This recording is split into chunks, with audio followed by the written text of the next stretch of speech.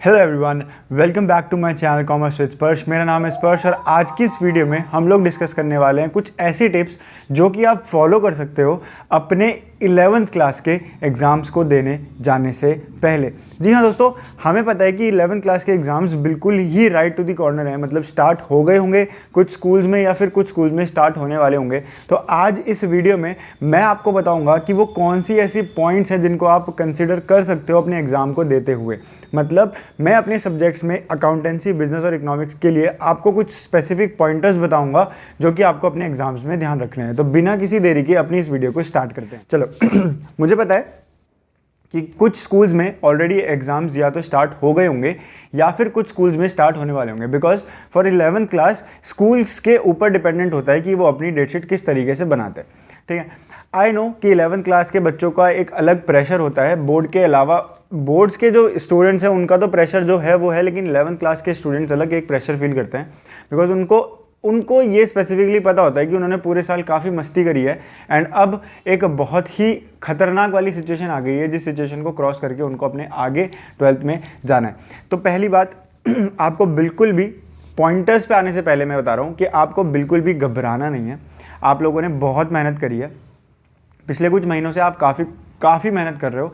आपके यूटीज़, आपके एक तरीके से रिवीजन टेस्ट ऑलरेडी होते आ रहे हैं and this is the final stage जो आपको क्लियर करनी है।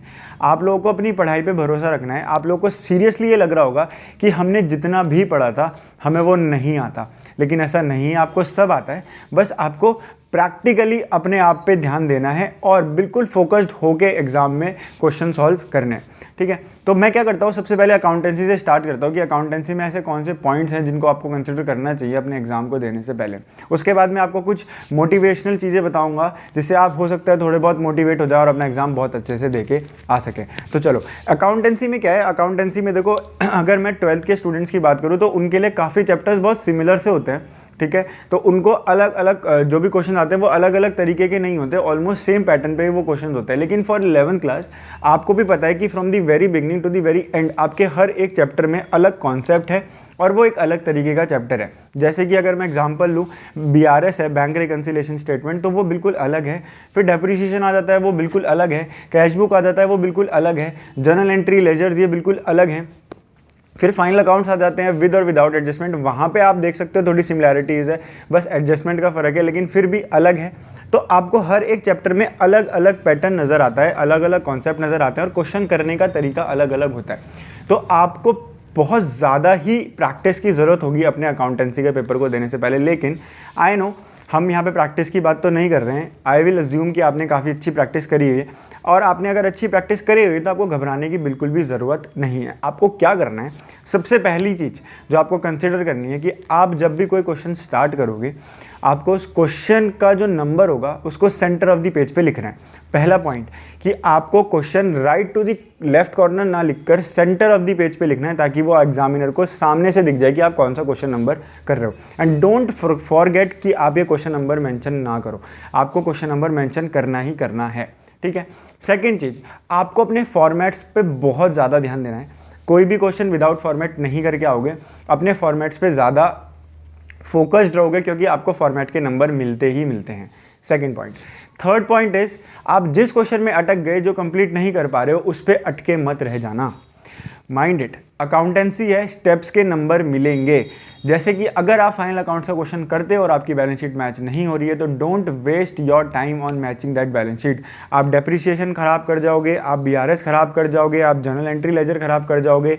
ज़्यादा मार्क्स लेने के चक्कर में आप बहुत सारा वाला बल्क मिस आउट कर जाओगे। तो अगर आप किसी क्वेश्चन में फंस गए, उसको ख़त्म नहीं कर पा रहे हो, लीव इट, थोड़ा टाइम बाद आके उसे देखना। पहले जो क्वेश्चन और हैं और आपको आते हैं उनको फिनिश करना है। तो 3 पॉइंट मैंने बताए। पहला पॉइंट कि क्वेश्चन नंबर को बिल्कुल मिडिल पेज पे लिखोगे। सेकंड, फॉर्मेट्स का ध्यान दोगे। तीसरी चीज़ कि आप अपने क्वेश्चन में अगर फंस गए हो तो आप उस पर अटके नहीं रह जाओगे, उसको सॉल्व करने में नहीं अपना सारा दिमाग और टाइम वेस्ट करोगे, आप बाकी के क्वेश्चंस भी सॉल्व करोगे। चौथी चीज़ जो मैं पर्सनली फॉलो करता था कि मैं क्वेश्चन पेपर को पीछे से स्टार्ट करता था, जो कि पहले बड़े बड़े प्रैक्टिकल क्वेश्चन है उन पे स्टार्टिंग का टाइम निकाल देता था, फिर बाद में थ्योरी करता था। बिकॉज हम जब पेपर स्टार्ट करते हैं we are very fresh to start, और काफ़ी हम बूस्टअप रहते हैं अपने आंसर्स को लिखने के लिए, एंड हम बहुत नीटली और क्लीनली करते हैं।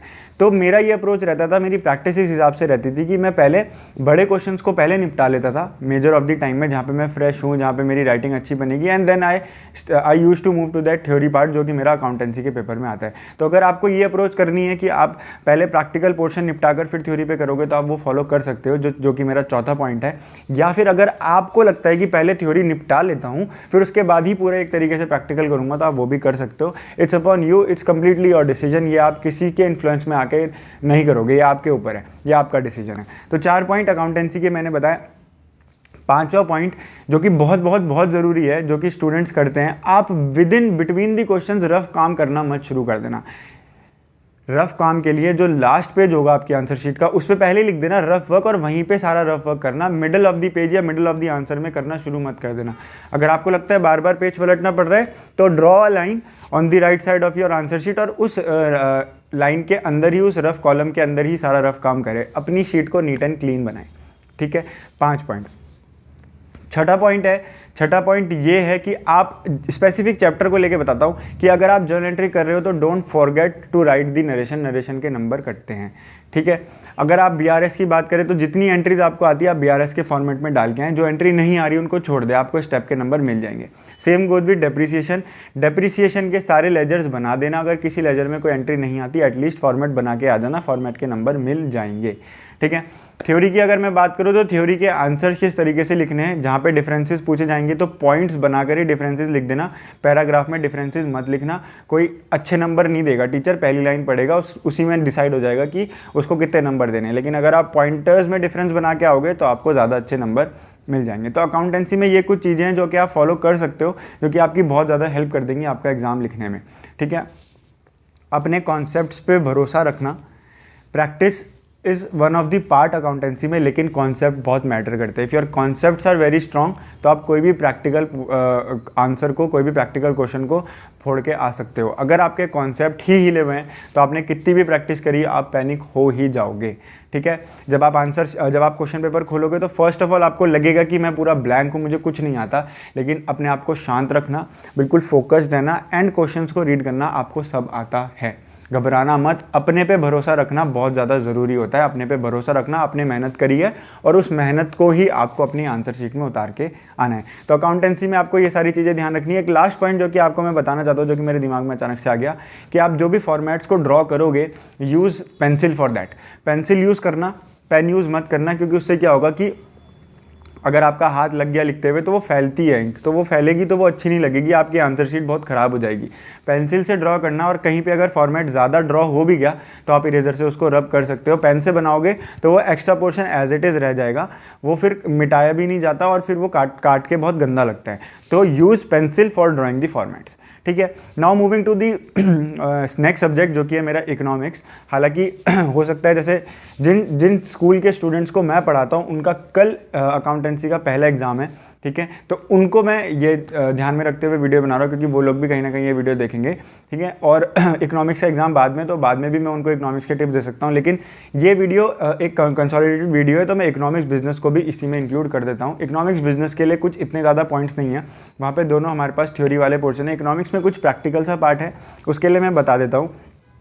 एक चीज़ तो तीनों सब्जेक्ट के लिए कॉमन रहेगी कि that right your answer number and question number on the centre of the page. बिल्कुल सेंटर में लिखना है, इधर उधर नहीं लिखना है, लेफ्ट में नहीं लिखना है, या भूलना नहीं है उसको लिखना बहुत ज़्यादा ज़रूरी है। सेक्शन नंबर और क्वेश्चन नंबर आपको लिख के आना है in the centre of your answer sheet. उसके बाद अगर मैं इकोनॉमिक्स की बात करूँ तो पहले मैं माइक्रो उठा लेता हूँ। माइक्रो में हमारे पास देखा जाता है कि ग्राफ से रिलेटेड बहुत सारे क्वेश्चन आते हैं, शेड्यूल से रिलेटेड बहुत सारे क्वेश्चन आते हैं, तो आपको ग्राफ्स प्रॉपरली बनाने हैं। एंड मेक श्योर अगेन कि draw your graphs using pencil not pen. Pen से वो चीज़ इरेज भी नहीं होगी, एंड अगर आपकी वो फैल गई तो वो बिल्कुल अच्छी भी नहीं लगेगी, वो नीट नहीं होती है, वो अनटाइडी हो जाती है। अगर आप ग्राफ्स बना रहे हो तो उस ग्राफ की मार्किंग ज़रूर कर देना, एक्स एक्सिस वाई एक्सिस, ये पॉइंट वो पॉइंट, ये जिस चीज़ का भी ग्राफ बना रहे हो कौन से एक्सिस पे क्या दिखा है, कौन से इस पे क्या दिखा है, ये सारी मार्किंग ग्राफ्स में कर देना। एंड जो वो मार्किंग करी है उसका एक्सप्लेनेशन ग्राफ के नीचे ज़रूर आना चाहिए। तो ग्राफ बनाते पे आपको ध्यान रखना है कि ग्राफ बनाने के बाद उसकी मार्किंग करें, और मार्किंग करने के बाद आप उस ग्राफ का एक्सप्लेनेशन देखिए आपने वो मार्किंग क्या करी है। This is very very important. इससे आपके कॉन्सेप्चुअल नॉलेज आपके एग्जामिनर तक पहुंचती है और उसको पता है कि ये बच्चा बहुत अच्छे से चीज़ें जानता है और वही वो प्रेजेंट कर रहा है। ठीक है, अगर आपका क्वेश्चन शेड्यूल से रिलेटेड आता है और ग्राफ से रिलेटेड आता है तो always make the schedule first and then graphs. पहले शेड्यूल बनाना, फिर ग्राफ्स बनाना एंड फिर ग्राफ्स की एक्सप्लेनेशन लिखना। अगर कहीं पर लगता है आपको कि क्वेश्चन में ग्राफ नहीं मांगा गया है एंड आपके पास एक्सप्लेन करने के लिए उतने पॉइंट्स नहीं है तो draw the graphs and schedules. अगर आपके पास बहुत कम पॉइंट्स हैं एक्सप्लेन करने के लिए, आपको और नहीं आ रहे हैं और आप ग्राफ और शेड्यूल के थ्रू एक्सप्लेन कर सकते हो तो आप इकोनॉमिक्स में वो चीज़ भी फॉलो करें। ठीक है, अब कुछ पॉइंट बिजनेस और इकोनॉमिक्स के साथ जो कॉमन है, जो कि थ्योरी पार्ट है, वो ये है कि आप अपने हर आंसर को पॉइंट्स में ब्रेक करके लिखना। बड़े बड़े पैराग्राफ्स मत लिखना, किसी के पास इतना टाइम नहीं रहता कि वो आपके पैराग्राफ्स बैठ के रीड करेगा। Break your answer into multiple points लेना। पहले उन पॉइंट्स को एक साथ लिख देना, that if you are explaining any answer, उसमें लिख देना that these are the points जो मैं एक्सप्लेन करने जाता हूँ, और फिर एक लाइन लिख के that the above mentioned points are explained below, फिर एक एक करके उन पॉइंट्स का एक्सप्लेनेशन देना। तो आपका आंसर बहुत प्रेजेंटेबल लगेगा और बहुत बड़ा बन जाएगा। तो ये आपको बिजनेस और इकोनॉमिक्स के थ्योरी वाले पोर्शन में ध्यान रखना है। Now moving to the statistics, micro के अंदर, इकोनॉमिक्स के अंदर स्टैटिस्टिक्स अगर मैं बात करूँ, स्टैटिस्टिक्स में कुछ थ्योरी है। अगर आपको ग्राफ्स आते हैं, आपको ग्राफ पेपर मिलता है, वेल एंड गुड। अगर नहीं मिलता है, अगर आपको बोलते हैं कि use your answer sheet for graphs, क्योंकि वी नेवर नो कि क्या सिनेरियो है किसी स्कूल का, तो आप पहली बात पेंसिल ही यूज़ करेंगे और उस ग्राफ की अगेन एक्सप्लेनेशन देंगे और उस पर अच्छे से पॉइंटिंग करेंगे कि क्या एक्स एक्सिस पे आ रहा है, क्या वाई एक्सिस पे आ रहा है और क्या आप एक्सप्लेन करना चाह रहे हो। ठीक है, थ्योरी की मैं बात करूँ, again break your answers into multiple points and multiple points करके ही उसको एक्सप्लेन करना। Don't use paragraph approach. Paragraph approach में आपको आंसर के नंबर उतने नहीं मिलते हैं। Now moving to the practical portions, जब भी आप कोई आंसर कर रहे हो स्टैटिस्टिक्स का जो कि न्यूमेरिकल है, न्यूमेरिकल कर रहे हो, first of all make a habit कि आप उसमें फॉर्मूला ज़रूर लिख रहे हो। फॉर्मूला लिखो कि आप क्या करने वाले हो, अपना टेबल बनाओ and then solve it cleanly. Step by step किसी चीज़ को करोगे तो टीचर को भी अच्छा लगेगा, वो स्टेप्स के ही मार्क्स दे देगा आपको। ठीक है, एंड अगर आपको कोई क्वेश्चन नहीं आ रहा है, सॉल्व नहीं हो रहा है, फॉर्मूला ज़रूर लिखे, फॉर्मूले के आपको नंबर मिलते ही मिलते हैं। ठीक है, तो फॉर्मूला स्किप नहीं करना है, फॉर्मूले के आपको नंबर मिलेंगे ही मिलेंगे। ठीक है, now moving to the business studies part. Business studies में क्या है, बिजनेस स्टडीज़ में कुछ नहीं है, वन कॉमन पॉइंट कि आपको आंसर नंबर बिल्कुल सेंटर ऑफ द पेज पे लिखना है। नेक्स्ट चीज़ कि आपको अपने पॉइंटर्स में सारी चीज़ें लिखनी है, पॉइंट्स ब्रेक करके आपको एक एक पॉइंट मेंशन करना है और उनको एक्सप्लेन करना है। ठीक है, बिल्कुल घबराना नहीं है, आपने सब पढ़ा हुआ है, आपने पूरे साल मेहनत करी है एंड उस मेहनत को अब आपको अपने आंसर शीट्स में उतारना है, दैट्स इट। अपने पे भरोसा रखो, भगवान का नाम लेके जाना and you can crack the exam very fruitfully. ठीक है, thank you for watching this video, stay connected, stay fit and stay happy. जय हिंद।